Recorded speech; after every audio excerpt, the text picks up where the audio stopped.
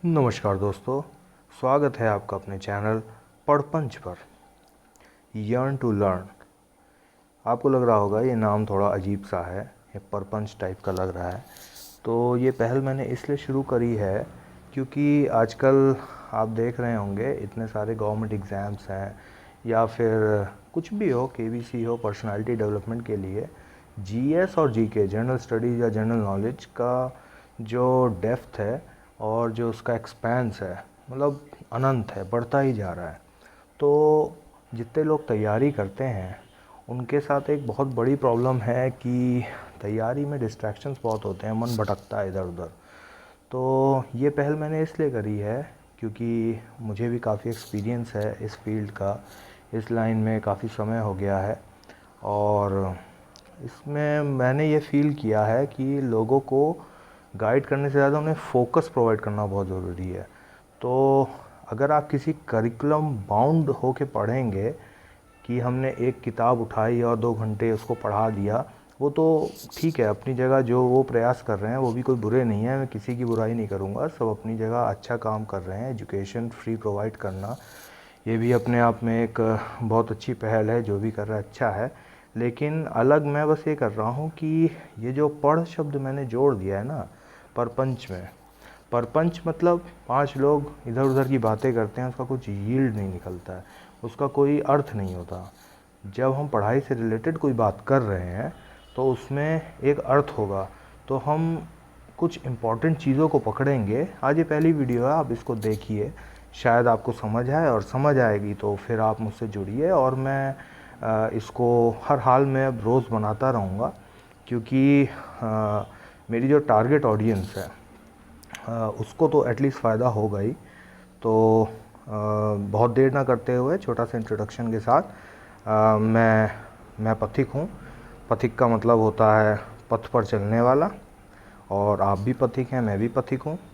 और पथ छोटा बड़ा किसी भी तरीके का हो सकता है, वो यहाँ से यहाँ तक भी हो सकता है, वो यहाँ से यहाँ तक भी हो सकता है, वो उस पहाड़ तक भी हो सकता है, वो समुद्र के पार भी हो सकता है। यानी हो सकता है आप क्लर्क की तैयारी कर रहे हो, आप बैंक की कर रहे हो, आप एसएससी की कर रहे हो, या फिर आप आईएएस पीसीएस की कर रहे हो। लेकिन एक चीज़ आप मानेंगे कि जीएस और जीके इतनी वास्ट है कि उसको कहाँ से शुरू करना है, कहाँ ख़त्म करना है, तो ये क्लियर नहीं हो पाता। लोग दुनिया भर की कोचिंग लगा रहे हैं, इतने सारी बुक्स ख़रीदते हैं, उसके बाद भी एग्ज़ाम में जैसे क्वेश्चंस आ रहे हैं आजकल, तो कुछ अतरंगी टाइप के हो गए हैं, कुछ भी आ जाता है। अब जैसे यूपी पीसीएस में सवाल पूछ लिया था कि एक पॉलिटिकल लीडर हैं, उनकी अर्थी को कंधा किसने दिया था इनमें से, उसमें 3-4 ऑप्शन थे। तो अब किताबें सब अच्छी हैं, सब ने अच्छा अच्छा लिखा है, लेकिन ओवरऑल जितने भी एग्ज़ाम्स हो गए हैं सब कुछ ऑलरेडी पूछा जा चुका है, तो वो लोग भी क्या करें।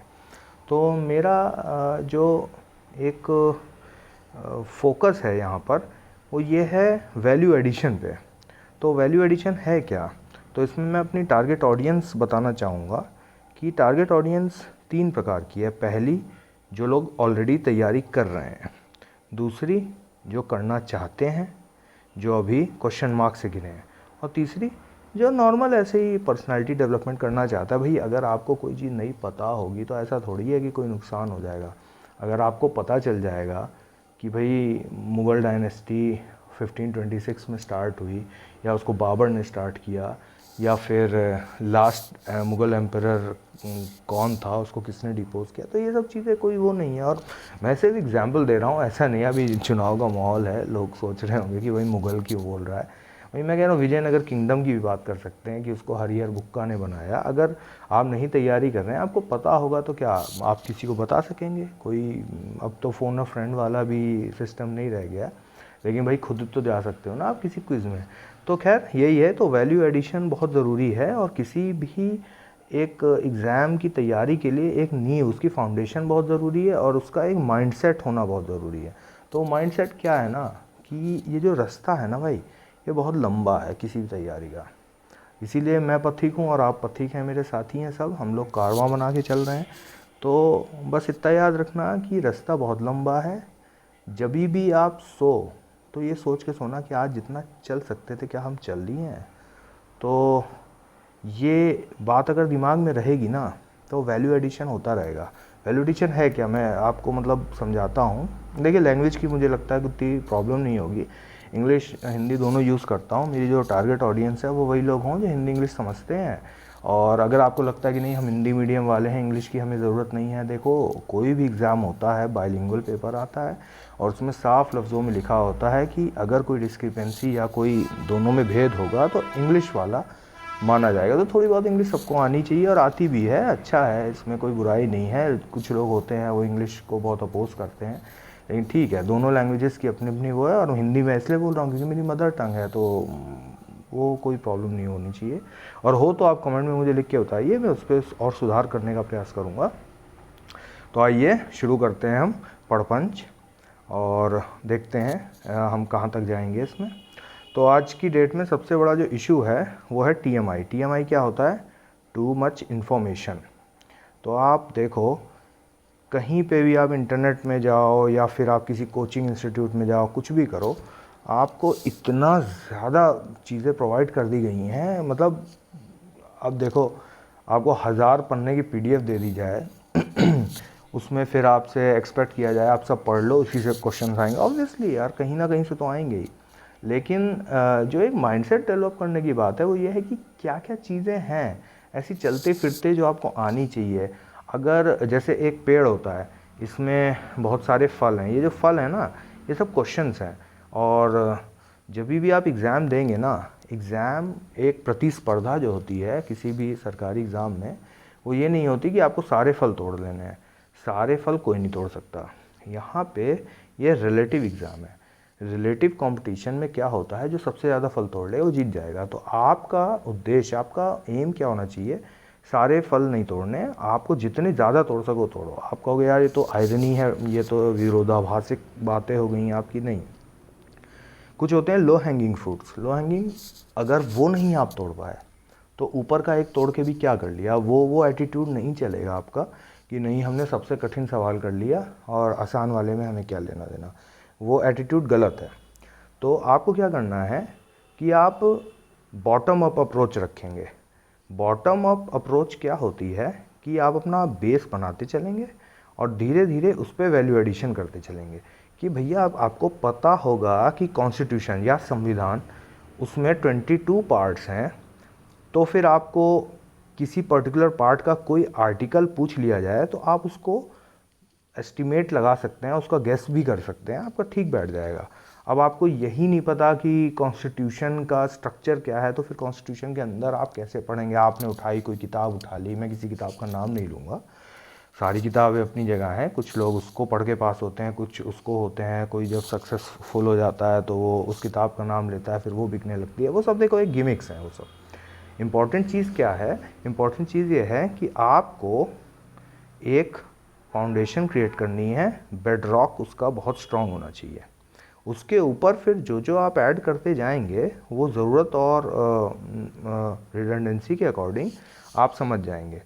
तो मैं आपको सिर्फ एक वो पैशन प्रोवाइड करना चाहता हूँ कि आप उसको जब फुलफ़िल कर रहे होंगे अपनी जर्नी में, तो आपको ये नहीं लगेगा कि अरे यार ये हो जाता वो हो जाता। और मेरे जितना भी कंटेंट है वो कोई प्रिंट आउट से है, कभी इंटरनेट में फ्री में है। देखो मेरा क्या मानना है कि आज की डेट में सब कुछ फ्री है, अनटिल अनलेस बहुत ज़रूरी ना हो ना, केवल एक पेन, कॉपी, नोट्स के लिए। और इंटरनेट पे सब कुछ मौजूद है, उस पर खर्चा होना चाहिए और इंटरनेट का खर्चा बस। और खाओ पियो मस्त रहो जियो, ये लाइफ होनी चाहिए। दुनिया भर की किताबें खरीद के उसमें इतना इतना पैसा क्यों खर्चा करना यार? पैसा बहुत मेहनत से कमाया जाता है और आप इसी के लिए तो लड़ रहे हैं। आपको नौकरी किस लिए चाहिए भैया? पैसे ही तो कमाना है लाइफ लॉन्ग। तो या फिर आप स्टार्टअप में और ये सब, वो ठीक है, आपकी एज ग्रुप पे डिपेंड करता है। आप 20 साल के हो तो आपके सपने अलग होंगे, आप 30 के हो जाओगे आपके अलग हो जाएंगे। 40 साल में भी लोग सपने देखते हैं, भाई सपने की कोई उम्र तो होती नहीं ना। तो चाहे कोई भी एग्ज़ाम हो, चाहे आईएएस का हो, चाहे पीसीएस हो, कोई भी स्टेट का पीसीएस हो, चाहे टेट का हो, चाहे यूपी टेट हो, चाहे आपका तहसीलदार हो, चाहे बैंक का हो, जितने भी एग्ज़ाम हैं उसमें कुछ कॉमन चीज़ें हैं। कॉमन चीज़ें क्या हैं? देखो जीएस और जीके, ये एक बहुत कॉमन आइटम है आज की डेट में। और पूरी दुनिया से पढ़ा रही है, पूरी दुनिया से पढ़ रही है, लेकिन एक जो एटीट्यूड की कमी है ना, वो एटीट्यूड देना है। और एटीट्यूड के लिए मैंने पढ़पंच बनाया है। पढ़पंच में आपको कोई भी वीडियो अगर 5-10 मिनट की, मैं इससे ज़्यादा वीडियो बना भी नहीं सकता क्योंकि वो फिर वेस्टफुल है, ठीक है। 10-10 घंटे की वीडियो का कोई अर्थ नहीं है। आप 1.5 की स्पीड में देखोगे, आपको डबल करके देखोगे। मेरी स्पीड ठीक ठाक है और जो भी वीडियो मेरी होगी उसमें कुछ आपको अगर मिल जाएगा, आप एक नोटबुक बनाइए छोटी सी पतली सी, ताकि उसको कहीं भी कैरी करो। और मेरा आपसे एक आग्रह है कि पेज 1 से छोटी छोटी लाइनें बस जो आपको इम्पोर्टेंट लगे, अगर भाई या तो आपको कोई नई चीज़ मिलेगी या तो आपको कोई पुरानी चीज़ मिलेगी। पुरानी मिलेगी तो या तो आपको रिटेन आप उसको कर पाए हो या फिर आप उसको भूल चुके हो। जो भी है उसमें चीज़ें हैं, क्वेश्चंस हैं जो पॉसिबली आ रहे हैं आज की डेट में, वो सब मैं डिस्कस करूँगा। आप उसको लिखते चलो और जब भी उस कॉपी को आप खोलना ना, आप लाइन 1 से चालू करना। चाहे आप 10वें पन्ने पे हो, आप जब भी खोलो 1 से 10 तक जाओ, तो उससे आप सब कुछ रिटेन कर लोगे। लास्ट में जब वो कॉपी आप दूसरी नई बनाओगे ना, पिछली नोटबुक आपको याद हो चुकी होगी पूरी तरीके से, इसकी मैं गारंटी देता हूँ। देखो ये सब जब डॉक्टर के पास जाते हो, डॉक्टर दवा देता है, साथ में 10 चीज़ और बताता है, ये करो ये करो, तो उस दवा की इफ़ेक्टिवनेस बढ़ जाती है उससे। तो बस मेरा यही कहना है कि जो मैं बता रहा हूँ उससे TMI से आप बचोगे। सारा कंटेंट ऑनलाइन है, जैसे आप पढ़ रहे हो बिल्कुल करो। आप 10-12 मिनट मुझे थोड़ा दे दो रोज़। इस वीडियो में अगर आपको कुछ नया मिलता है उसको नोट करो, उसको डेली पढ़ो और कहीं ना कहीं आपको उसमें फ़ायदा होगा। तो ज़्यादा हम टाइम वेस्ट नहीं करते हैं और वैल्यू एडिशन पे वर्क करते हैं। और वैल्यू एडिशन बस वही है भाई, देखो अनाज उगाता है, गेहूँ उगाया, फसल उगी, ठीक है, और फार्मर्स ज़्यादा पैसा नहीं कमा पा रहे हैं। क्यों? क्योंकि गेहूँ में उन्होंने गेहूँ बेच दिया, गेहूँ को अब आटा बनाया, किसी ने आटा बना लिया, ठीक है, फ्लावर। तो ये वैल्यू एडिशन है, इसका रेट थोड़ा बढ़ जाता है। फिर किसी ने इससे ब्रेड बना दी, उसका और बढ़ जाता है। किसी ने इससे पिज़्ज़ा बना दिया, पिज़्ज़ा तो जानते ही यार कितना महंगा। तो ये वैल्यू एडिशन चेन होती है। तो शुरुआत आपकी हमेशा गेहूं से होगी, लेकिन वैल्यू एडिशन करते करते आपको पिज़्ज़ा बनना है, ठीक है। भाई पिज़्ज़ा नहीं पसंद है तो कुछ और बन जाओ, लेकिन यह है कि वैल्यू एडिशन पे वर्क करना है, ठीक है। तो अगर आपको मेरे स्टाइल में या फिर किसी भी प्रकार से कुछ आपको लगे, अब जैसे मैं कॉन्स्टिट्यूशन बोल रहा हूँ, संविधान बोल दूंगा, ठीक है, मैं प्रीएम्बल बोल रहा हूँ तो उद्देशिका बोल दूंगा, तो मतलब कुछ चीज़ें हैं जो कि मैं बता दूंगा। कुछ अगर मैं मिस कर जाऊँ तो आप खुद ढूंढ लो, क्योंकि देखो मैं तो एक उस एटीट्यूड के साथ वीडियो बना रहा हूँ कि शायद किसी का फ़ायदा हो जाए, ठीक है। किसका फ़ायदा होगा वो वक्त बताएगा। और आप लोग मुझसे जुड़िए, मुझे कमेंट करिए। मैं ट्विटर और इंस्टाग्राम पे भी धीरे धीरे अभी इसको करूँगा। अगर ज़्यादा ट्रैफिक होगा तो फिर व्हाट्सएप ग्रुप और ये सब भी करेंगे। और मैं पेड कुछ नहीं करने वाला कभी भी, क्योंकि भगवान का दिया सब कुछ है।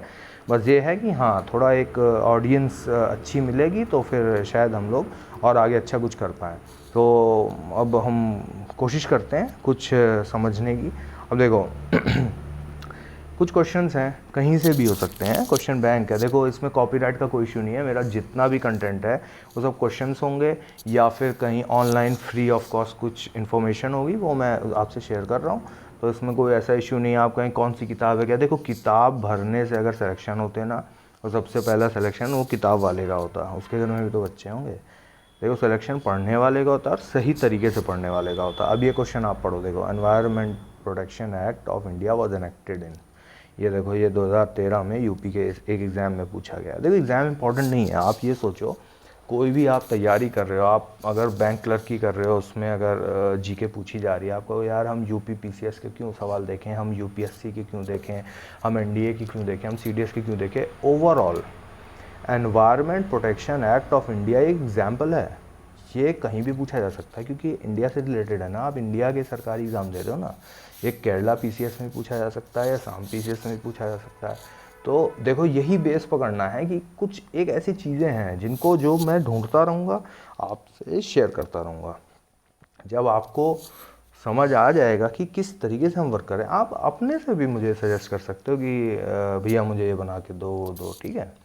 तो देखो ये एग्ज़ाम का एक क्वेश्चन है, ठीक है। Environment protection act of India was enacted इन, किस साल में हुआ? अब आपको अरे ऐसे वहाँ नहीं आते हैं, देखो आपको कुछ नहीं पता। मैंने बोला जब ये क्वेश्चन आ सकता है कि भाई उसको किसने कंधा दिया, तो कुछ भी आ सकता है कि नहीं। तो देखो ये आया है। अब देखो, when the environment protection act for preservation and protection of environment was passed by government of India. ठीक, सेम क्वेश्चन है, ये किसी और साल में पूछा, 2017 में आ गया। अब आप कहोगे ये तो यूपी पीसीएस मेंस का है, मैं तो तहसीलदार की तैयारी कर रहा हूँ या मैं तो बैंक क्लर्क की कर रहा हूँ। भाई आप यकीन मानिए सब क्वेश्चन इधर उधर घूमते हैं, ऐसा कोई अभी रिसर्च डॉक्यूमेंट नहीं है किसी के पास, ना इतना समय है, सब पढ़ने में लगे हैं, सबको सिलेक्शन चाहिए। सारे क्वेश्चन इधर उधर सर्कुलेट होते हैं। अब आईएएस का पैटर्न अलग हो गया है, वो मैंने बीच दिखाया था ना आपको कि किसी को यहाँ से यहाँ तक जाना है, किसी को, बस उसमें पैटर्न चेंज हो गया, 1 and 2 ओनली, 2 and 3 ओनली, इस टाइप से आ गए। एक क्वेश्चन में 4 क्वेश्चन डाल दिए, लेकिन ओवरऑल कॉन्सेप्ट वही है। तो बस देखो, अब आगे बढ़ो। In which of the following years environment protection act was passed. ये देखो सन बदल गया। अब आपको ये तो यूपी पीसीएस में ही ज़्यादा पूछा जा रहा है। अब यार मेरे को मिल गए, यूपी में ज़्यादा बार पूछा गया है, लेकिन अगर ये राजस्थान में आ जाएगा तो क्या भैया आप मना कर दोगे कि नहीं नहीं हम नहीं करेंगे। ये एक तरीका है कि कुछ ये लो हैंगिंग फ्रूट हो गया है आपका। अगर आपको आता है वेल एंड गुड, अगर आपको नहीं आता आपके लिए लो हैंगिंग बन जाएगा। और पड़पंच क्यों है भाई नाम, मैं एनवायरनमेंट उठा के उसका कुछ डिस्कस नहीं कर रहा हूँ, वो बहुत लोग कर रहे हैं, आप उससे बिल्कुल फ़ायदा लीजिए। मैं बिल्कुल प्रोत्साहन दूंगा कि आप बिल्कुल पढ़िए, आप अपने नोट्स बनाइए, बस मेरी एक पतली सी नोटबुक बना लेना और उसमें देखो 4-5 स्लाइड में वही चीज़ें बार बार आ रही हैं। अब इसको आप भूलना मत कभी, बस ठीक है, इसको आप कभी नहीं भूलनी है। अभी मैंने आंसर भी नहीं बताया, मैं सिर्फ दिखा रहा हूँ कि देखो कहाँ कहाँ से ये वही क्वेश्चन घूम घूम के आता रहता है। ये एक छोटा सा एग्जाम्पल है, इस टाइप के मैं बहुत सारे आपको एग्जाम्पल्स दूंगा और ये सब आपकी स्ट्रेंथ बन जाएंगे बाद में। कल को इस टाइप के सवाल आपके गलत नहीं होंगे, ये आपके लो हैंगिंग फ्रूट्स हो जाएंगे। लो हैंगिंग समझ रहे हो ना, नीचे जो फल लगा है अगर आपने उसे नहीं तोड़ा तो इसको तोड़ के कोई फ़ायदा नहीं है, क्योंकि नीचे कई लगे रहते हैं और कई लोगों के लिए ये फल भी लो हैंगिंग के ही बराबर है। क्यों, उसने हाथ लंबा कर लिया अपना, उसने इतना पढ़ लिया कि इसको भी तोड़ लेगा, वो इसको भी तोड़ लेगा, वो इसको भी तोड़ लेगा। तो आपको ये बनना है, क्योंकि देखो मैंने कहा था ना एग्जामिनेशन कंपटीशन जो होता है वो रिलेटिव है, जो सबसे ज़्यादा तोड़ दिया फल वो जीत गया। तो आपको सबसे ज़्यादा फल तोड़ने, ठीक है ना। तो देखो एनवायरनमेंट प्रोटेक्शन एक्ट, अब बहुत डेप्थ में भी नहीं जाना है कि अरे ये क्या हुआ, इसमें कौन सा बिल आया था, किसने डाला था। देखो आने को कुछ भी आ सकता है भाई कि अकबर की चाची का नाम क्या था। अब भाई क्वेश्चन कुछ भी पूछा जाता है, लेकिन हम अकबर की चाची के नाम से बेटर हम थोड़ा सा अकबर के बारे में जान लें, उसकी बैटल्स जान लें, ये जान लें, मतलब ये लो हैंगिंग पे हम लोग फोकस करेंगे नहीं। सीरियसली क्वेश्चंस बहुत ज़्यादा टिपिकल आ जाते हैं। अब आपने अगर मूवी देखी हो या कोई अच्छे हिस्टोरियन की बुक पढ़ी हो, उसमें उनकी जो थी एक माँ जैसी महामांगा, उन्होंने एक पुराना किला नई दिल्ली के पास एक मस्जिद बनवाई थी, उसका नाम है महामांगा के बेटे को अकबर ने मारा था। ये भी क्वेश्चन आया हुआ है। तो मतलब डेप्थ में जा, और हिस्ट्री की इसलिए बात कर रहा हूँ, हिस्ट्री भी बहुत वास्ट है और हिस्ट्री में बहुत सवाल आते रहते हैं, मिडीवियल है, मॉडर्न है, वर्ल्ड है। तो हालांकि देखिए शुरुआत मैंने हिस्ट्री से इसीलिए नहीं करी क्योंकि मैं चाह रहा था कि टीएमआई क्लटर को तोड़ के हम बस ये बताएं कि देखो 1, 2, 3, 4 अलग अलग सालों में, लेटेस्ट अभी 2019 के बीओ में ये क्वेश्चन आया है। तो इस टाइप के जो सवाल हैं ये कभी गलत ना हो, और मैं वीडियोस में इसी टाइप के सवाल ढूंढ ढूंढ के लाऊंगा ताकि ये आपके लो हैंगिंग फ्रूट्स बनते जाएं। ठीक है, इसका आंसर है 1986। 1986 में environment protection act of India pass हुआ था। इसका पर्पस क्या था, एनवायरनमेंट जैसे नाम है इसका, एनवायरनमेंट प्रोटेक्शन के लिए आया था ये। और इसी के अंडर बहुत सारे और भी फर्दर, इसको अम्ब्रेला लेजिस्लेशन भी बोला जाता है। अम्ब्रेला छतरी होती है, उसके नीचे बहुत सारे और एक्ट्स इसी के अंदर डाल दिए गए, इनकॉर्पोरेट कर दिए गए। तो ये अपने आप में एक बहुत ग्राउंड ब्रेकिंग लेजिस्लेशन था या कानून था। ठीक है, इंग्लिश हिंदी में देखिए थोड़ा होगा और एक ही चीज़ को दो दो भाषा में बोलने में समय भी बढ़ेगा। तो बस मुद्दे की बात करेंगे हम, और जहाँ पे आपको कोई प्रॉब्लम हो आप कमेंट करके मुझे बताना, मैं और सुधार करूँगा और बाद में एडिट्स भी कर सकता हूँ, ऐसी कोई बात नहीं है। ठीक है। अब देखो इसमें एक अच्छी चीज़ और बताता हूँ। अब बताने को तो देखो बहुत सारी चीज़ें हैं कि इसमें क्या हुआ, उसमें ऐसा नहीं करना है। 1986 में एनवायरनमेंट प्रोटेक्शन एक्ट पास हुआ। हाँ, इसके पीछे एक छोटी सी एक बात बताता हूँ कि हुआ क्या था। और देखो वाइल्ड लाइफ प्रोटेक्शन एक्ट भी एक है, वो इससे पहले आया। कब आया क्या है वो हम कभी जब बात करेंगे करेंगे, मुझे पता है, लेकिन मैं एक्स्ट्रा आपको बर्डन नहीं करना चाहता। 1986 से पहले एक हादसा हुआ था बहुत बड़ा, भोपाल गैस ट्रेजेडी हुई थी। ठीक है, भोपाल मध्य प्रदेश की कैपिटल है। वहाँ पे एक कंपनी थी, उससे एक डेंजरस गैस थी, वो लीक हो गई थी और बहुत लोग मरे थे। आज भी उसका असर देखा जाता है। उस हादसे को नज़र में रखते हुए गवर्नमेंट को आया कि नहीं, हमें एक ऐसा एक्ट चाहिए जिससे कि ऐसे कुछ दोबारा ना हो एनवायरनमेंट प्रोटेक्शन को लेके। तो वो 1984 में हुआ था और 1984 के फिर 2 साल के अंदर ही इन्होंने 1986 में एनवायरनमेंट प्रोटेक्शन एक्ट पास किया था। ठीक है, अब देखो पड़पंच का फ़ायदा, हमने एक चीज़ समझ ली, ये हम कभी नहीं भूलेंगे। अब आप कहोगे 5 मिनट से आप वही चीज़ बता रहे हो, ठीक है समझ गया। देखो हमें क्वालिटी भी चाहिए, हमें क्वांटिटी भी चाहिए, हमें सब कुछ चाहिए। हम छोटी सी पहल है, शुरुआत कर रहे हैं। अगर एक भी आदमी को उससे फ़ायदा हो गया भाई ठीक है, मुझे तो दुआ ही चाहिए ना, और क्या चाहिए। ठीक है, देखो भोपाल डिज़ास्टर ये हुआ था, इसके बारे में एक छोटा सा स्निपेट है। ये 1984 दिसंबर में हुआ था। और क्या, अब देखो सवाल ढूंढने लग जाओ ना, अंदर ही अंदर बहुत सवाल हैं। ये कोई डेट भी आ सकती है। 2 दिसंबर 1984 को हुआ था। कौन सी कंपनी थी? यूनियन कार्बाइड इंडिया लिमिटेड थी। ठीक है, और कौन सी गैस लीक हुई थी? Methyl isocyanate, isocyanate. कई लोग बोलते हैं साइनाइड लीक हुआ था। देखो आइसोसाइनेट, आइसोसाइनाइड, अब जो केमिस्ट्री के स्टूडेंट ने साइंस पढ़ी है वो जानते होंगे, साइनेट साइनाइड डिफरेंट है। याद रखो बस, मिथाइल आइसोसाइनेट, चाहे जैसे भी याद रखो, I8 साइनेट, जैसे भी वो हुआ था इसमें। अब देखो ये लिखा है नॉन फेटल इंजरीज। देखो जब बड़े स्तर पे हादसे होते हैं ना तो ये नंबर्स ना स्टैटिस्टिक्स बन जाते हैं, लेकिन एक भी हादसा ना बहुत बुरा होता है। तो ये बहुत दुखद हादसा था, तो उसके बाद ये हुआ था। ठीक है, ये थोड़ा सा वही मैंने बता दिया आपको। आगे बढ़ते हैं। अब देखो अब कुछ नया। अब देखो क्योंकि हम करिकुलम बाउंड नहीं है, हम बंधे हुए नहीं है किसी से कि हमने एक बुक खोली उसका एक चैप्टर ख़त्म करना है, आपको नोट्स बनाने हैं, वो क्या होगा ना, वो नोट्स फिर फिक जाएंगे। अभी इतनी देर से हमने जो कुछ डिस्कस किया उसमें 2 लाइन आपने लिख दी, आपने थोड़ा ये 1984 डिज़ास्टर का थोड़ा जान लिया और उसी से रिलेट कर दिया, आपने लिंकिंग कर दी 1980। अब देखो इसमें आपका प्रीलिम्स रिलेटेड भी थोड़ी तैयारी होगी। और मान लो कोई ऐसे एग्ज़ाम की तैयारी कर रहा है जिसमें कुछ सब्जेक्टिव है, जिसमें लिखना होता है आपको, तो उसका भी हो सकता है। आप लिंक करके बता सकते हो। एक बैकड्रॉप में आपको कोई चीज़ पता चल जाती है तो उसको आप हमेशा यूज़ कर सकते हैं। एग्ज़ाम्स में अच्छा होता है, लिंकिंग होती है इसमें। एनवायरनमेंट रिलेटेड कुछ आया तो आपने इससे इसको लिंक कर दिया, ये भी एक अच्छा है। मतलब तैयारी कभी भी ऐसे नहीं होती कि हाँ 2 महीने में प्री निकाल दूंगा उसके बाद फिर मैं उसकी तैयारी का, ऐसा नहीं है। आप हमेशा ओवरऑल तैयारी करिए, आप बॉटम अप अप्रोच से जाइए, वैल्यू एडिशन करते रहिए। और जो एक पतली सी कॉपी मैंने बोली है उस पर एक एक लाइन बस थोड़ा थोड़ा लिखना, कभी भी इतना मत लिखना।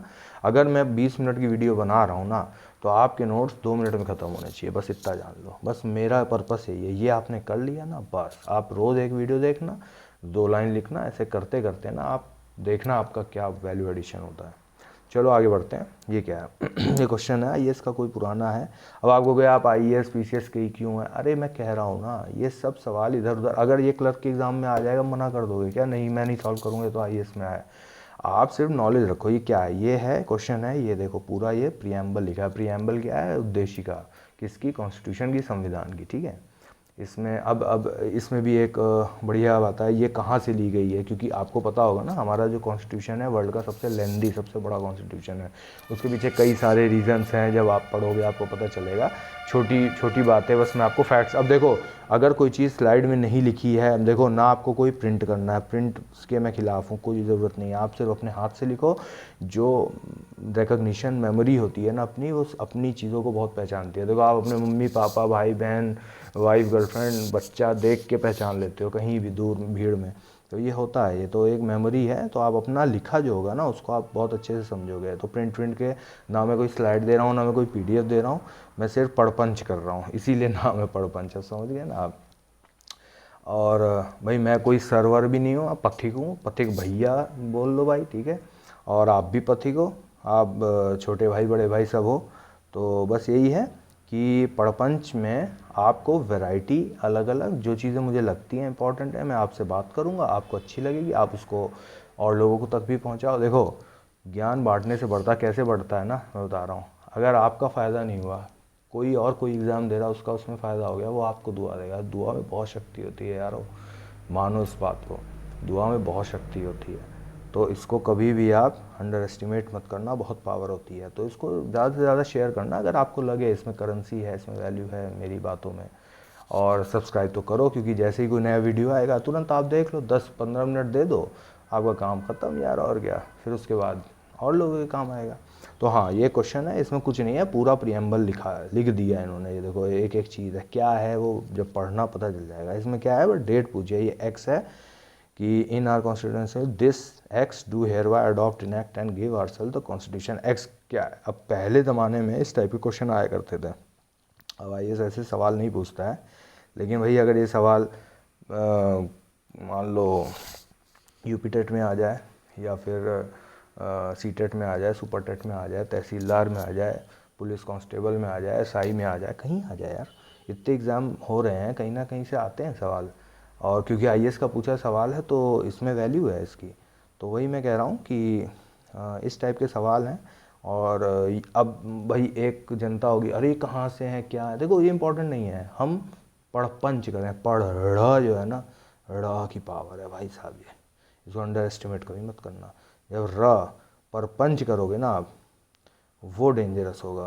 पढ़ के करोगे ना कोई काम, और डिस्ट्रैक्शन भी नहीं होगा उसमें। तो देखो इसका तो आंसर खैर आप सभी को पता होगा, 26 डे ऑफ नवंबर 1949, क्योंकि 26 नवंबर को 1949 को कॉन्स्टिट्यूशन इन्होंने इनैक्ट कर लिया था, और 26 जनवरी 1950 को फिर उसको इम्प्लीमेंट कर दिया था ये, ठीक है।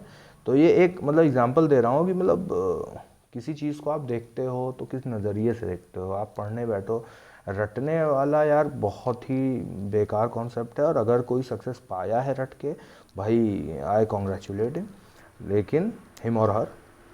लेकिन यह है कि अगर आपका एक पैशन होगा किसी चीज़ को लेके, आप उसको उस नज़र से देखोगे ना, कहते हैं ना कि भाई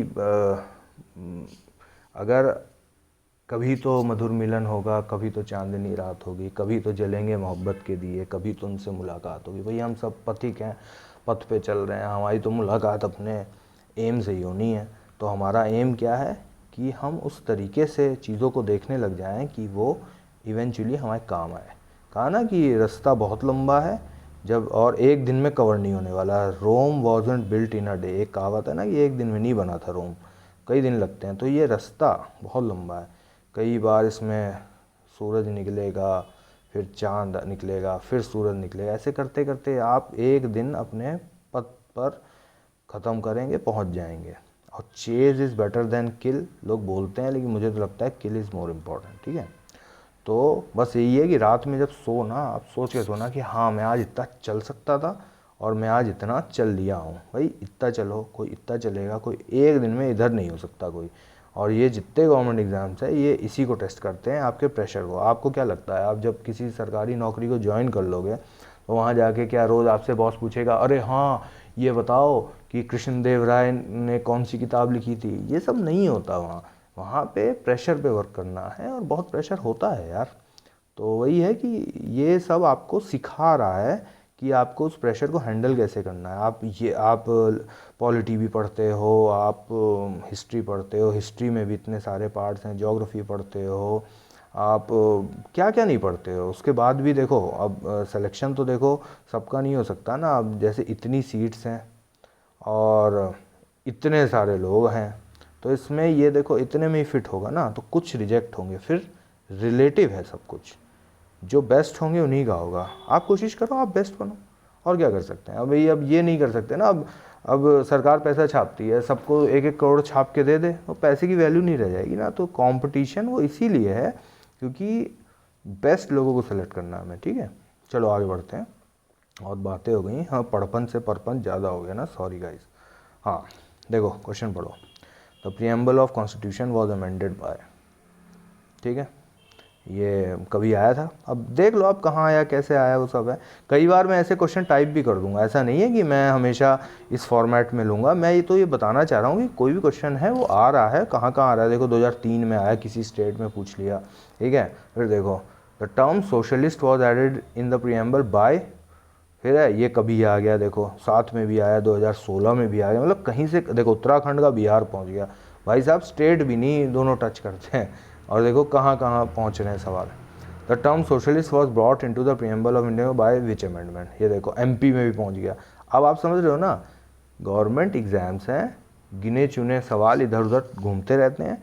इन सवालों को आप अपना लो हैंगिंग फ्रूट बना लो और खुद में वैल्यू एडिशन करो, ये है मेरा उद्देश्य, ठीक है। अब देखो इन the preamble of constitution adopted on 26 नवंबर 1949, देखो इसमें तो सब दे दिया भाई। विच वर्ड्स वर नॉट प्रेजेंट, ये क्वेश्चन समझो। 26 नवंबर 1949 को जो कॉन्स्टिट्यूशन था उसमें कौन से शब्द नहीं थे, ठीक है। तो इसके लिए आपको कॉन्स्टिट्यूशन जानना जरूरी होगा। फिर आपको पता होना चाहिए ये कि preamble of constitution was amended, amended यानी संशोधित, बदला कब गया, ठीक है। भाई हिंदी वाले देखो इतना अगर आप समझ रहे हैं ना, बहुत, इट्स मोर देन इनफ, बहुत काफ़ी है। आप बस समझो और उनको अपनी स्ट्रेंथ बना दो। अब आप कहोगे 5-5 स्लाइड में एक ही सवाल चल रहे हैं, भाई साहब यही सवाल हैं जो कभी पूछ लिए जाएंगे इधर उधर से, आपको ध्यान नहीं। अब या तो कोई है कि अरे मैंने तो पूरी वो फलानी किताब पढ़ रखी है, मुझे सब याद है, बहुत अच्छे बच्चे हो आप, लेकिन ये उनके लिए है ना जिनको इसकी ज़रूरत है, बस सीधी सी बात है। मेरी टारगेट ऑडियंस वही होगी जो इनको पसंद कर रही होगी, ठीक है।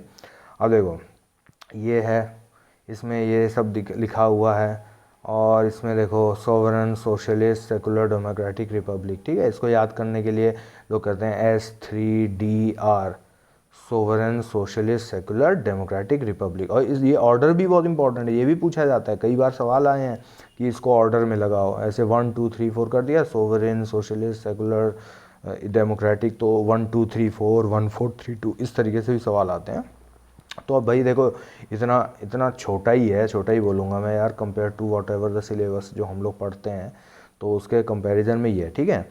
तो अब देखो प्रीएम्बल कब कॉन्स्टिट्यूशन में जो है प्रीएम्बल वो अमेंड हुआ, देखो 42nd अमेंडमेंट 1976, ठीक है।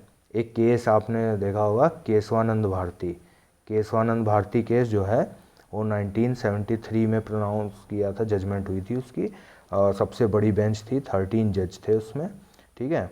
आज तक का बहुत बड़ा लैंडमार्क केस है ये, और जब पढ़ोगे आप पॉलिटी में इसके बारे में जानकारी मिलेगी। 1973 में हुआ था, इसी के रिटेलिएशन में कह सकते हैं। गवर्नमेंट थी उस टाइम, इंदिरा गांधी जी की गवर्नमेंट थी। अब देखो मैं कह रहा हूँ इंदिरा गांधी जी, क्यों यार, देखो कॉन्स्टिट्यूशनल पोस्ट है, इतने बड़े देश के कोई यार प्रधानमंत्री हैं यार, इज़्ज़त देने में देखो कुछ नहीं आता। आप इज़्ज़त दोगे तब इज़्ज़त मिलेगी। किसी को गाली देना, मैं कह रहा हूँ किसी को भी यार, कोई मेंबर ऑफ पार्लियामेंट है, आप उसके मत से नहीं आप वो रखते, आप इज़्ज़त देने में क्या हर्ज है यार। जब जितने पॉलिटिशियन मिलते होंगे ना, सब हाथ मिला के गले ही मिलते हैं। देखा है कभी किसी ने थप्पड़ वप्पड़ मारते फिर रहे हैं? ऐसा कुछ नहीं है। थोड़ा ना हम लोग सिविलाइज्ड सोसाइटी में रहते हैं, सोसाइटी लोगों से बनती है, ठीक है। तो हम भी सिविलाइज्ड रहें। जब हम एक बड़ी पोस्ट की सोच रखते हैं ना, तो हमें अपनी सोच को, हमें एजुकेटेड एनवायरनमेंट में रहने के लिए हमें खुद को पहले उस एटीट्यूड में आना पड़ेगा। तो हमेशा इज़्ज़त दो एक दूसरे को, कभी भी द्वेष की भावना से और ये सब कुछ नहीं हो सकता यार। देखो लाइफ के तजुर्बों से बता रहा हूँ, समझे ना। तो देखो 42nd अमेंडमेंट में 1976, ठीक है, ये डेट याद रखना, इसमें प्रीएम्बल अमेंड हुआ था। और कब हुआ, क्या हुआ, वो सब इंपॉर्टेंट नहीं है। अभी जो बात हो रही है वो देखो, ये सारे सवाल सेम क्यों है। देखो प्रीएम्बल जानना ज़रूरी है, प्रीएम्बल कब अमेंड हुआ ये इसमें देखो पता चल रहा है 42nd अमेंडमेंट में। और जान लो 42nd अमेंडमेंट जो है उसी को मिनी कॉन्स्टिट्यूशन भी बोला जाता है। मिनी कॉन्स्टिट्यूशन क्यों बोलते हैं भैया मिनी कॉन्स्टिट्यूशन? क्योंकि इतना बड़ा ये अमेंडमेंट था ना भाई, कि इसमें बहुत सारी चीज़ें ऐड हुई थी। अब जब हम अगर कभी फ्यूचर में कुछ ऐसे वीडियोस बनाएंगे जिसमें थोड़ा ज़्यादा डिस्कस करेंगे तो उसमें बताऊंगा। तो बस यही है, 42nd अमेंडमेंट 1976 को मिनी कॉन्स्टिट्यूशन भी बोला जाता है, और इसमें प्रीएम्बल अमेंड हुआ। देखो अगला term socialist was added in the preamble. अब देखो प्रीएम्बल जब अमेंड 42nd में हुआ है तो सोशलिस्ट भी 42nd में ही ऐड हुआ होगा ना भाई। तो 40 अब क्या क्या ऐड हुआ था, अब देखो आगे फिर सोशलिस्ट ही पूछ लिया है। हालांकि सोशलिस्ट भी ऐड हुआ था, सेक्युलर वर्ड भी ऐड हुआ था, ठीक है, क्योंकि जो ओरिजिनल था ये भी, इसका भी आंसर 42nd अमेंडमेंट है, ठीक है। और ये देखो इन द प्रीएम्बल 26 नवंबर 1949 को इसमें से कौन से वर्ड, ये बहुत ज़रूरी होता है, वर नॉट, कई बार ऐसे होता है कि इनमें से कौन से थे, तो ये भी ध्यान रखना। तो देखो इसमें सोशलिस्ट ऐड हुआ था, सेकुलर ऐड हुआ था, ये तो हमें पता ही है। अगर आपको ये दो चीज़ें भी पता है ना तो आपका काम हो गया। क्यों? क्योंकि ऑप्शन में 1 और 3 यहाँ होगा, 1 और 3 यहाँ नहीं है, यहाँ नहीं है, यहाँ नहीं है, यही है, ठीक है, तो 2 भी ऐड हुआ था। अब मैंने बताया नहीं, लेकिन देखो ऐसे भी सवालों को हम एड्रेस करते हैं। इंटीग्रिटी भी ऐड हुआ था, ये अब मैं बता दे रहा हूँ। तो इस तरीके से देखो आपके 3 सवाल हो गए, एक नॉर्मल बातों से, है ना। हम क्या कर रहे हैं, हम पढ़पंच कर रहे हैं, हम नॉर्मल बातें कर रहे हैं, कुछ सवालों को एड्रेस कर रहे हैं, और ये जो सवाल हैं ये फ्यूचर में आपकी स्ट्रेंथ बन जाएंगे। इन सवालों को आप गलत नहीं करोगे। और ये तो अभी शुरुआत है, अभी ऐसे हम आगे बहुत सारे अभी सवाल करेंगे, ठीक है। अब देखो the word socialist and secular were inserted in the preamble 42nd amendment. देखो ये, अब देखो आप क्वेश्चंस को देखो, सब सेम है। आप ईयर्स देखो, ईयर्स आजू बाजू भी हैं, कुछ अपार्ट भी हैं, ठीक है, और स्टेट्स भी डिफरेंट हैं। अब आपको कोई यूपी एमपी ये सब ज़्यादा है भैया, अब नागालैंड पीसीएस के या नागालैंड क्लर्क के मैं कहाँ से लाऊं, लेकिन कहीं ना कहीं वो सब होते ही हैं, ठीक है। ये वो, अब आप कहोगे नहीं जी नागालैंड की हिस्ट्री के भी सवाल होंगे। अब मैं सारे सवाल एक वीडियो में नहीं एड्रेस कर सकता ना, लेकिन यह है कि वो सवाल हैं जो कहीं भी पूछे जा सकते हैं। इनको अब देखो, जो तैयारी आप कर रहे हो ना जीके में 2 पॉइंट्स होते हैं। एक होता है स्टैटिक, जो बदलते नहीं हैं, ठीक है। अब 42nd अमेंडमेंट 1976 में हो गया है, अब ये बदलने ही नहीं वाला, ये स्टैटिक का पार्ट है। एक होता है आपका डायनेमिक बदलता रहता है। अब जैसे मोदी जी की गवर्नमेंट आई, उन्होंने प्लानिंग कमीशन हटा दिया, नीति आयोग बना दिया, नीति आयोग कल को हट के कुछ और बन जाएगा, तो वो सब डायनेमिक है। लेकिन फॉर द टाइम बिंग वो अभी भी स्टैटिक है। तो ये एक ऑनगोइंग प्रोसेस है, ये बदलता रहता है, लेकिन हम स्टैटिक पे फोकस करेंगे, क्योंकि जो चीज़ें कभी नहीं बदलने वाली ना, वो हमेशा आप अपने हाथ में रखो बस, ठीक है। आगे बढ़ते हैं, चलो देखो फिर वही है, socialist secular was inserted 42nd amendment, the word secular was inserted 42nd amendment. भाई देखो कितनी बार कहाँ कहाँ पूछा गया है वही सवाल, 91 में पूछा, 2010 में पूछा, अब आपको यूपी पीसीएस में पूछा है। भाई तो ठीक है ना, क्या हो गया, यूपी पीसीएस का अगर कोई सवाल कल को आपके यूपी टेट में पूछ लिया जाए या सी टेट में पूछ लिया जाए, कोई प्रॉब्लम हो जाएगी? कुछ नहीं ना। मैं बार बार बस यही कह रहा हूँ कि आप एग्ज़ाम का नाम देके बिदको मत। आप ये देखो क्या ये सवाल आपके में आ सकता है? बिल्कुल आ सकता है। ये एक रिटोरिकल क्वेश्चन था। रिटोरिकल क्वेश्चन वो होता है जिसका आंसर नहीं चाहिए होता, वो बस पूछ लिया गया है, बस, हाँ, समझे। तो आगे बढ़ते हैं। अब देखो ये एक, अब देखो इसमें एक वैरायटी भी चल रही है। हाँ भाई, कभी तुम कुछ भी बताने लगते हो, कभी देखो क्वेश्चंस है, क्वेश्चंस को देखो, एड्रेस करो, अपना एक एटीट्यूड क्रिएट करो कि इस तरीके से देखूंगा, ये करूंगा। अभी तक आपने 3 लाइन लिखी होंगी उस कॉपी में, ठीक है। धीरे धीरे मैं कोशिश करूंगा वीडियो की लेंथ और कम करूंगा। आज तो पहला वीडियो है, तो बस मैं अपना जितना हो सकता है मैं देना चाहूँ, इसीलिए रात में बैठ के बना रहा हूँ खाली, ताकि कोई डिस्टर्बेंस भी ना हो, क्योंकि भाई सबकी अपनी लाइफ होती है, ठीक है। तो ये देखो, the port city of Indus valley civilization was, port city, answer नहीं अभी बता रहा हूँ, अभी बस क्वेश्चंस दिखा रहा हूँ, ठीक है। ये कहीं पूछा गया, ठीक है। Port city of Indus valley civilization तो पता ही है ना, Harappan civilization, Indus valley India की सबसे एंशिएंट सिविलाइजेशन। इसकी खासियत क्या थी सिविलाइजेशन की भाई साहब? बहुत बड़ी खासियत थी, पता है क्या? ये एक अर्बन सिविलाइजेशन थी। अब देखो, अब ये सब कहीं लिखा नहीं है, लेकिन मैंने ऐसे ही आपको पॉइंट बता दिया। आपको लगता है विश्वास है तो ऐसे ही लिख दो, नहीं तो गूगल सर्च वर्च करके लिख लेना भाई। ये एक अर्बन सिविलाइजेशन थी, ये बहुत बड़ी बात थी, क्योंकि अर्बन समझ रहे हो ना, अर्बन और रूरल समझ रहे हो, गाँव और शहर। शहर में और गांव में मेजर फ़र्क क्या होता है? अंग्रेजी बोलना ये नहीं है फ़र्क ये होता है इंफ्रास्ट्रक्चर में ना, ड्रेनेज सिस्टम था, नालियाँ बनी थी, सीवर लाइन थी, मतलब इस तरीके से प्लान्ड मकान थे, ये सब चीज़ें होती हैं। और भाई कहीं भी कुछ भी बना लो, वो एक रूरल टाइप का हो जाए। और भी बहुत सारे फ़र्क थे, जब आप उसको पढ़ोगे आपको पता चलेगा। तो एक अर्बन सिविलाइजेशन थी और बहुत बड़ी बात थी कि इंडिया में इतनी पुरानी सिविलाइजेशन है अर्बन। उसके बाद आप जानते हो अर्बन वापस कब लौटी? जब वो महाजनपद वाला आपका टाइम आएगा ना, और बिहार में शुरुआत हुई थी उसके बाद। सोचिए, वो सेकेंड अर्बनाइजेशन कहते हैं उसको, जब आप हिस्ट्री को उस एटीट्यूड से पढ़ोगे तो आपको समझ आएगा कि भाई कितनी बड़ी चीज़ थी। मतलब हम इन चीज़ों को टेकन फॉर ग्रांटेड लेते हैं ना। अब आज से पहले जब इंटरनेट का इतना वो नहीं था, लोग किताबों में पढ़ पढ़ के, अब किसी को ये पता चल जाता था, अरे पता है तुम्हें यार वो फलानी डायनेस्टी को उसने बनाया था, अरे भाई अच्छा यार कहाँ पढ़ा, वो किताबें डिस्कस करते हैं। आज की डेट में इतना मटेरियल है, लोग ये डिस्कस करते हैं भाई क्या पढ़ूँ क्या ना पढ़ूँ पे ज़्यादा फोकस हो गया है। तो भाई TMI जो मैंने आपको बताया था ना, ये सब TMI हो गया है, टू मच इन्फॉर्मेशन। आपको इंपॉर्टेंट चीज़ों को पकड़ के रखना, उनको छोड़ना नहीं है। स्टैटिक चीज़ें अगर आपकी, अगर ये सवाल गलत हो गया जो मैं अभी डिस्कस कर चुका हूँ आपसे 5 बार एक ही चीज़, तो फिर बताओ यार, आप 4 सवाल एक्स्ट्रा कर भी लोगे उसका क्या फ़ायदा। तो कोशिश ये करो कि वो सवाल कभी गलत ना हो जो गलत नहीं होने चाहिए, और बहुत लोग सही करेंगे। और आप में और बहुत ज़्यादा तैयारी वाले में बस यही फ़र्क होगा। और जब आप कंटिन्यूस प्रोसेस ये करोगे ना तो आप भी उसी लेवल पे आ जाओगे। ठीक है, चलो देखो आगे बढ़ते हैं। The port city of Indus, port city क्या होती है, मतलब जहाँ बंदरगाह, ठीक है, जहाँ पे शिप वगैरह आते हैं। हाँ भाई कोई अचरज की बात नहीं है। सिविलाइजेशन का मतलब क्या है, लोग मिलजुल के सोसाइटी में रह रहे हैं, और जब रहेंगे तो ट्रेड भी करेंगे। ट्रेड करेंगे तो अंदर ही नहीं करेंगे भाई, बाहर देशों में भी करेंगे, समुंदर में शिप जाते थे, ये सब भी था और क्या। तो पोर्ट सिटी थी इनकी, ठीक है। कौन सी थी भाई, देखो ये ऑप्शन दे दिए हैं, ये नाम आपने कई बार, पिक्चर भी एक बनी थी ना मोहनजोदाड़ो शायद, तो देखो मोहनजोदाड़ो, कालीबंगन, हड़प्पा, लोथल, ये ऑप्शन है। अगला देखो, Harappan civilization, Lothal is located in. अब आप सोच रहे हो कि अरे इसका आंसर लोथल है, वो छोड़ो, आंसर इंपॉर्टेंट नहीं है, एटीट्यूड इंपॉर्टेंट है। हम कर क्या रहे हैं ये समझो। गुजरात, राजस्थान, सिंध, राजस्थान, गुजरात, पंजाब, सिंध, राजस्थान। अब देखो पंजाब, समुंदर तो है ही नहीं। अब क्योंकि आपने आइडिया लगा लिया ना लोथल, और यहाँ से क्योंकि मैं वही कर रहा हूँ, रिपीट कर रहा हूँ, लेकिन हड़प्पन से लोथल इज लोकेटेड इन कहाँ है, ठीक है। आगे बढ़ते हैं। Site of Lothal was situated on the river. अब क्योंकि यार अब समुंदर से नदी हो गई, हाँ भाई बिल्कुल हो सकती है। अब कलकत्ता में समुंदर भी है और हुगली नदी भी है, तो नदी समुंदर में मिलती है, डेल्टा बनता है, बहुत सारी चीज़ें हैं, कई टाइप के पोर्ट्स होते हैं। लेकिन खैर क्वेश्चन है site of Lothal was situated on the river. अब देखो लोथल इंपॉर्टेंट कितना साइट है, देखो इसका आंसर है पोर्ट सिटी है, ठीक है। कौन थी, लोथल थी। लोथल पोर्ट था, बहुत बड़ा पोर्ट था इंडस सिविलाइजेशन का। और जैसे आज की डेट में विशाखापट्टनम, बॉम्बे, इस टाइप बड़े बड़े पोर्ट हैं सब, सूरत, ऐसे ही लोथल उस ज़माने का पोर्ट था, ठीक है। ये लोथल इम्पॉर्टेंट है।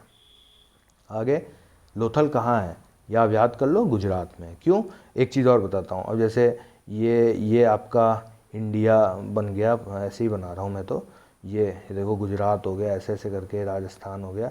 गुजरात एक लौती ऐसी स्टेट है जिसकी कोस्ट लाइन समझते हो, समुद्र से सटी हुई धरती, भूमि सबसे ज़्यादा है, तो गुजरात में सबसे ज़्यादा कोस्ट लाइन है। ये एक फैक्ट है, ये आप लिख लो। अब जैसे मैं क्वेश्चन में नहीं बता रहा, लेकिन मैंने आपको बता दिया, अभी थोड़ी देर पहले भी मैंने आपको एक चीज़ बताई, तो ऐसे छोटी छोटी स्निपेट्स आप लिखते चलोगे ना तो काम है। अब गुजरात है, गुजरात ऐसा नहीं है कि गुजरात ही में सारे पोर्ट्स हैं, बट लोथल जो पोर्ट था गुजरात में था। और गुजरात के बारे में मैंने आपको एक फैक्ट और बता दिया कि भाई गुजरात की कोस्ट लाइन सबसे ज़्यादा है, वो आज भी है। तो लोथल पोर्ट सिटी बहुत इंपॉर्टेंट, हड़प्पन सिविलाइजेशन की, वो कहाँ है, गुजरात में। बस ऐसे इस तरीके से जब आप कनेक्शन बना के पढ़ोगे, उसको समझोगे, तो ये आसान रहेगा, ये सब चीज़ आप भूलोगे नहीं। अगला, site of Lothal was situated on the river, ये याद करने की चीज़ है, इसमें कुछ वो नहीं कर सकते। लेकिन देखो लोथल इंपॉर्टेंट है, तभी तो लोथल का सवाल है। लोथल देखो कितनी बार आया। अब मैं आपको बार बार एग्जाम नहीं बताऊंगा, मैं आपको ईयर नहीं बताऊंगा, ये काम आप खुद करिए अपने से, ठीक है।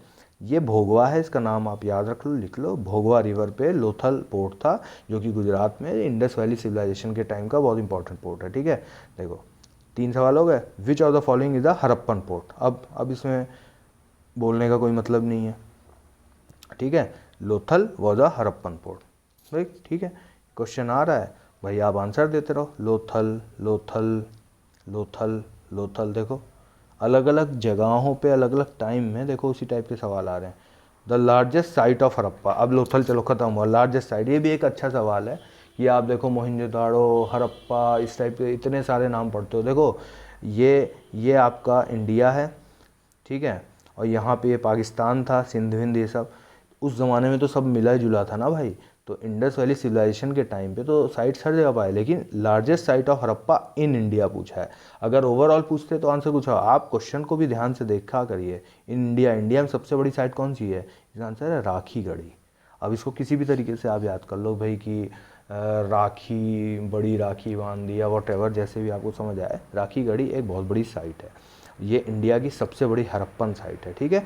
The biggest Harappan site in India is Rakhi Garhi, फिर से आंसर आ गया, ठीक है। और राखी गढ़ी है कहाँ, ये मैं बता देता हूँ, ये हरियाणा में है, ठीक है, हरियाणा में राखी गढ़ी है। Rakhi Garhi is the biggest Harappan site in India. अभी क्योंकि रिपीट हुआ क्वेश्चन, मैंने कहा ये भी एक फैक्ट टाइप आपको जानेंगे तो अच्छा रहेगा। अब एक ये, हाँ ये सवाल और मुझे अच्छा लगा था, मैंने कहा इसको भी आपसे डिस्कस करता हूँ। First scholar who red Ashokan addicts. देखो अशोक राजा अशोक हैं, बहुत बहुत बड़े प्रतापी राजा थे अपने समय के, सब था, ठीक है। इन्होंने एक काम बहुत किया था, ये अलग अलग जगह पे ना ऐसे पिलर्स बनवाते थे, उसमें कुछ कुछ लिखवाते थे, उनकी स्क्रिप्ट अलग होती थी, लैंग्वेज अलग थी, प्राकृत, पाली, अलग अलग तरीके, ब्राह्मी स्क्रिप्ट, है ना। ये सब क्या है, कैसे है, वो सब अभी इंपॉर्टेंट नहीं है, अभी ये है क्वेश्चन इंपॉर्टेंट है। क्वेश्चन ये है कि पहला स्कॉलर मतलब जो मतलब हम लोग सब पढ़ रहे हैं, हम लोग स्कॉलर नहीं कहलाएंगे, लेकिन हाँ स्कॉलर मतलब जो स्पेशली उस पढ़ाई के काम को कर रहा है। तो उस पहला आदमी कौन था जिसने अशोकन एडिक्ट्स को पढ़ा था। एडिक्ट्स मतलब वही पत्थर पे लिखी जो उनकी वो थी, अशोक ने जो लगवाई थी, ठीक है। इसमें देखो ऑप्शंस हैं अलग अलग, ऑब्वियसली कोई अंग्रेज रहा होगा भाई जिसने स्टार्टिंग करी, क्योंकि तब अंग्रेज़ों का राज था, उन्होंने बहुत वर्क किया। इंडोलॉजी जो है ना एक वर्ड, इंडोलॉजी की शुरुआत अंग्रेज़ों ने ही करी थी, क्योंकि जब वो इंडिया में, आपको याद होगा पहले वॉरेन हॉस्टिंग्स थे, फिर एशियाटिक सोसाइटी बनी, विलियम जोन्स, ऐसे ऐसे कई सारे नाम हैं, अलेक्जेंडर कनिंगम, और सब ने सब कुछ किया है। तो बस वही है, इसमें ये ऑप्शन है, ये देखो आप, ठीक है। ब्यूलर है, रॉबर्ट सीगल है, कॉड्रिग्यूटन है, जेम्स प्रिंसेप है, ठीक है। अब ये देखो कितनी बारी सवाल दोहराया गया। फिर देखो Ashokan inscriptions were first deciphered by मतलब कि किसी ने उसको मतलब सॉल्व किया। डिसाइफर का मतलब होता है कि जैसे किसी कोड को डिसाइफर कर देते ना, पहेली को सुलझा दिया, तो किसने किया। फिर ऑप्शन हैं, ऑप्शन बदल गए। अब 5 बार जब सेम सवाल होगा तो जो कॉमन एक आप समझ तो जाओगे, लेकिन मेरा कहना है कि ये एक ऐसा क्वेश्चन हो जाएगा, ये आपका लो हैंगिंग फ्रूट बन जाएगा, नीचे लटका फल है, इसको तोड़ लेना भाई, इसको कभी छोड़ना मत, ठीक है। ये आएंगे सवाल कहीं ना कहीं। इसमें देखो अलग अलग है, इसमें कोई इंडियन नाम भी डाल देंगे। अब पुराने ऐसा नहीं है कि सिर्फ अंग्रेजी थे, अंग्रेज़ों के साथ इंडियंस भी थे। अब भैया महात्मा गांधी और सुभाष चंद्र बोस ये सब विदेश में गए, पढ़े बड़े लोग थे, इन्होंने इतनी क्रांति लाई। तो वही है कि इंग्लिश को इसीलिए गाली नहीं दी जा सकती, इंग्लिश का भी बहुत बड़ा रोल है फ्रीडम में हमारी। तो खैर ये मेरी ओपिनियन भी हो सकती है। तो देखो ठीक है, अशोकन इंस्क्रिप्शंस और फर्स्ट डिसाइफर्ड बाय, इसमें फिर से ऑप्शंस है। अगला, who was the first Britisher to study Ashokan edicts. अब हम नए क्वेश्चन ये भी आ सकते हैं भाई कि who was the first Indian who studied, वो फिर एक अलग बात हो जाएगी, लेकिन अभी जो क्वेश्चन आ रहे हैं वो ये आ रहे हैं, उनको आप देखिए, ये ऑप्शन है, ठीक है। और फिर अगला आते हैं, who of the following had first decipher the addicts of emperor Ashok. फिर देखो देखो इसमें मैक्स म्यूलर है, कई लोग इसको गलत करते हैं, मैक्स म्यूलर ने बहुत काम किया है, बहुत संस्कृत खूब पढ़ी है। और ये भी सवाल आता है भाई कि जब बाल गंगाधर तिलक जी को सेडिशन मतलब देशद्रोह के लिए जेल भेजा जा रहा था, तो मैक्स म्यूलर ने बोला था कि जो हमारे बाल गंगाधर तिलक थे ये भी बहुत बड़े स्कॉलर थे, संस्कृत की बहुत इनको नॉलेज थी, इन्होंने एक किताब भी लिखी हुई है, Arctic home of Veda of Aryans, Arctic home of Aryans. तो इन्होंने एक थ्योरी दी थी, भाई बहुत बड़ी बात होती थी उस ज़माने में थ्योरी दे, आज की डेट में तो हर कोई थ्योरी देता फिर रहा है, लेकिन उस टाइम पे इन्होंने थ्योरी दी थी कि जो आर्यंस थे वो, जो कोई कहता है यहाँ से आए थे, अभी भी कोई क्लैरिटी नहीं है इस बात पे। इन्होंने कहा था बाल गंगाधर, अब तुम कहोगे ना यार कि अब पड़पंच हो रहा है तो कुछ भी बात कहीं भी, देखो मेरा क्या है, एक क्वेश्चन है 5 बार इधर उधर आया है, ठीक है, इस पे नज़र रखो, आंसर मैं बता दूंगा, उसको लिख लेना। अब उससे रिलेटेड कुछ चीज़ याद आई ना, उसको एक छोटा सा ऐसे स्टार बना के उसको लिंक कर दो, लिंक करने से ये फ़ायदा होता है, क्योंकि जब ये भी क्वेश्चन कहीं आया ही है, तभी मैं बता रहा हूँ कि मैक्स म्यूलर ने बोला था कि आई हैव इंटरेस्ट इन बाल Gangadhar Tilak as a Sanskrit scholar, कि मुझे उनसे बहुत कुछ सीखने को मिलेगा, इसीलिए उनको इतनी कड़ी सजा ना दी जाए ये सब। तो उन्होंने आर्कटिक होम ऑफ आर्यंस लिखी थी, उन्होंने कहा था कि जो आर्कटिक है, जो मतलब पोल्स के बाद नॉर्थ पोल के पास, वहाँ से आर्यंस आए थे। हालांकि बाद में वो रिफ्यूट हो गई थी थ्योरी, लेकिन किताब आप देखिएगा आज भी है, बाल गंगाधर तिलक ने लिखी थी वो। हाँ तो फिर हाँ मैं क्या कह रहा था कि मैक्स म्यूलर जो थे वो भी एक बहुत बड़े स्कॉलर थे, तो इनके बारे में बता दिया। खैर, विलियम जोन्स मैंने भी नाम बताया था, एशियाटिक सोसाइटी और उससे रिलेटेड इन्होंने बहुत कुछ काम किया है।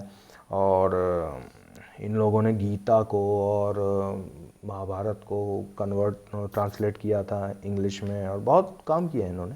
ऐसा नहीं है सब गलत ही होता है, हर चीज़ के दो पहलू होते हैं, अच्छे और बुरे। तो अंग्रेज़ों ने भी आज जो एंथ्रोपोलॉजी ऑप्शनल और इतना सब लोग सब लेते रहते हैं, एंथ्रोपोलॉजी की शुरुआत भी अंग्रेज़ों ने की। किस पर्पज़ से की थी वो बात अलग है, लेकिन सब्जेक्ट तो बन गया ना, एक डिसिप्लिन इस्टेब्लिश हो गई है। हाँ, तो ये भी सवाल हो गया। आगे विच वन ऑफ हाँ चलो ठीक है, ये अगला सवाल है, ये लास्ट है, इसको हम एंड करेंगे फिर। हाँ, तो देखो किसने किया था भाई एम्परर अशोका की एडिक्ट्स को डिसाइफर, ये ऑप्शन है। ये देखो फिर वही ऑप्शन है, कुछ और ऑप्शन है, फिर कुछ और ऑप्शन है, ठीक है। इसका आंसर है जेम्स प्रिंसेप, ये नाम याद रखना। जेम्स प्रिंसेप जो थे, उन्होंने अशोकन एडिक्ट्स को सबसे फर्स्ट टाइम डिसाइफर किया था, या सॉल्व किया था, या पढ़ा था। तो अशोकन के जो एडिक्ट्स थे जितने भी, उसको सबसे पहली बार जेम्स प्रिंसेप ने पढ़ा था, और ये इसका आंसर होगा। ठीक है, देखो कितनी बार यार वही सब चीज़ें पूछी जाती हैं, और फिर लोग सोचते हैं कहाँ से सवाल हैं, क्या है। पुराने सवालों से बहुत कुछ यार सीखने को मिल जाता है, समझे ना। अब ये एक लास्ट है, ये एक ऐसे ही छोटा सा कहते हैं ना, ये फुल टॉस बॉल टाइप की है थोड़ी सी। इसमें क्या है, which one of the following script क्या होती है, स्क्रिप्ट और लैंग्वेज में फ़र्क पता है तुम्हें।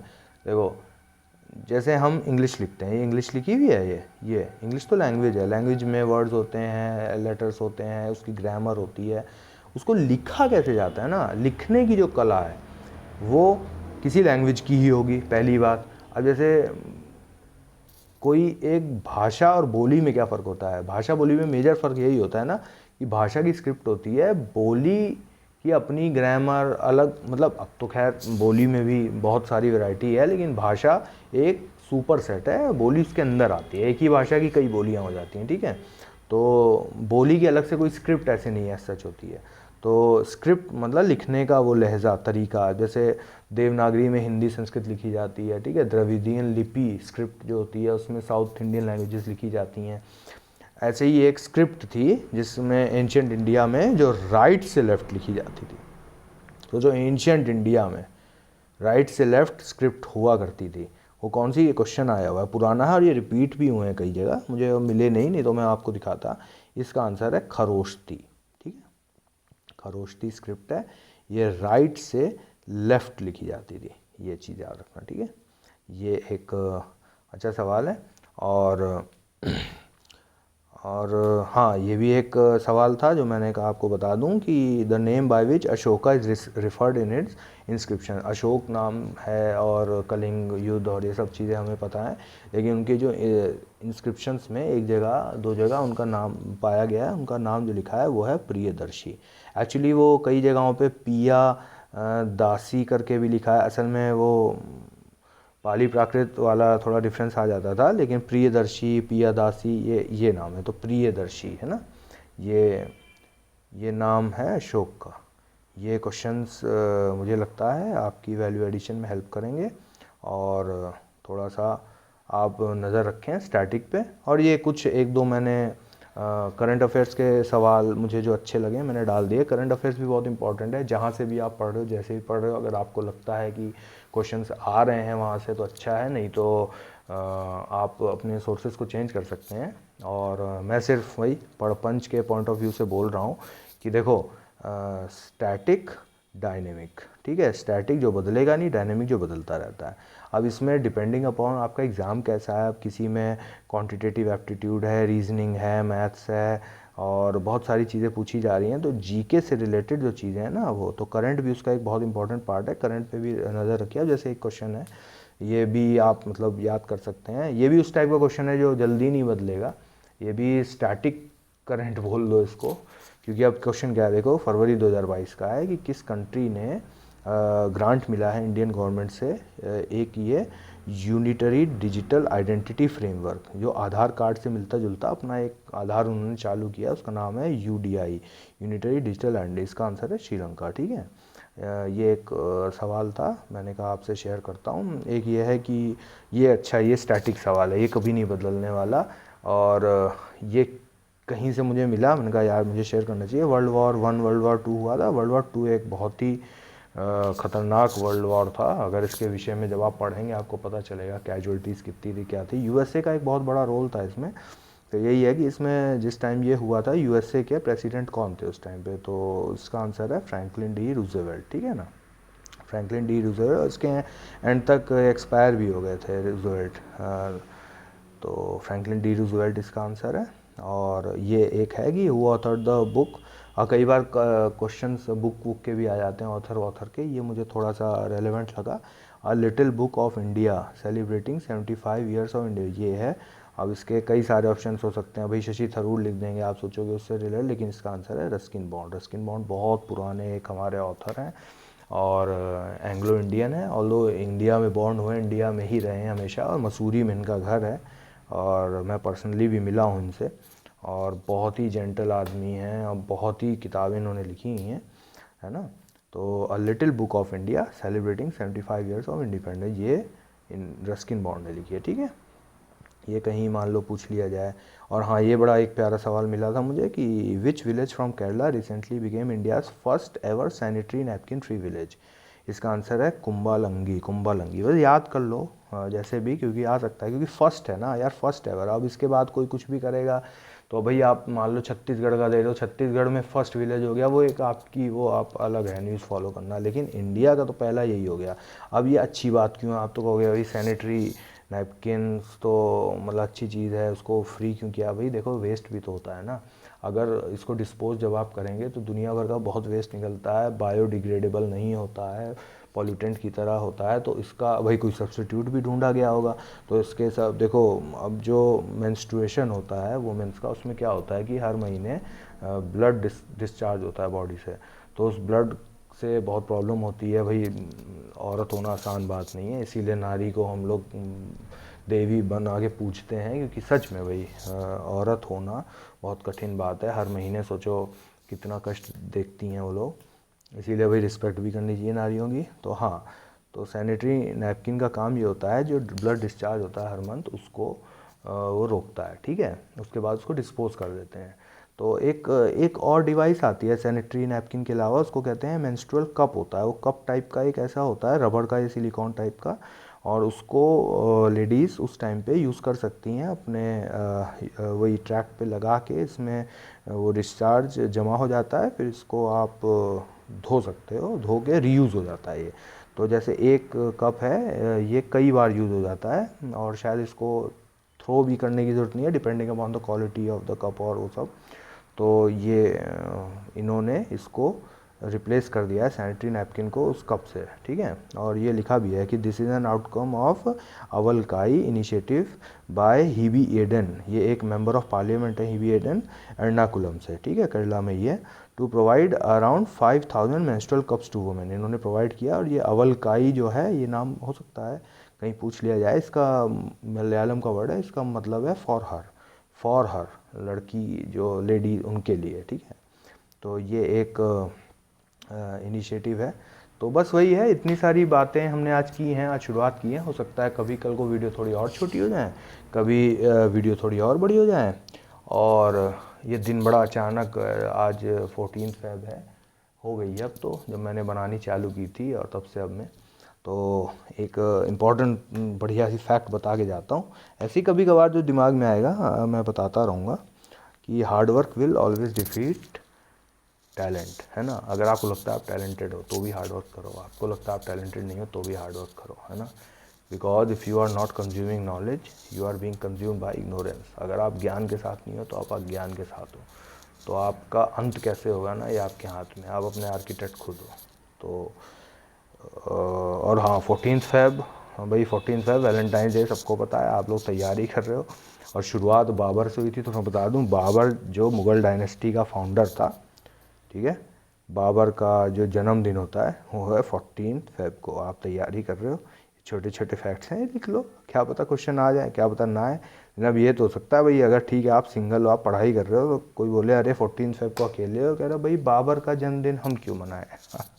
अरे ठीक है, प्लेफुल बात थी और कोई बात नहीं है। चलिए खैर, इसी के साथ मुझे इजाज़त दीजिए, मैं उम्मीद करता हूँ आपको अच्छा लगा होगा। अच्छा लगा हो तो आप इसको लाइक शेयर सब्सक्राइब करें। कोशिश करूँगा आगे और अच्छी वीडियोस बनाऊँ। आपको कोई भी कंस्ट्रक्टिव फीडबैक कमेंट्स जो भी देने हैं आप मुझे प्लीज़ बताएं। और इसी के साथ मुझे आज्ञा दीजिए। चलिए, जय हिंद, नमस्कार।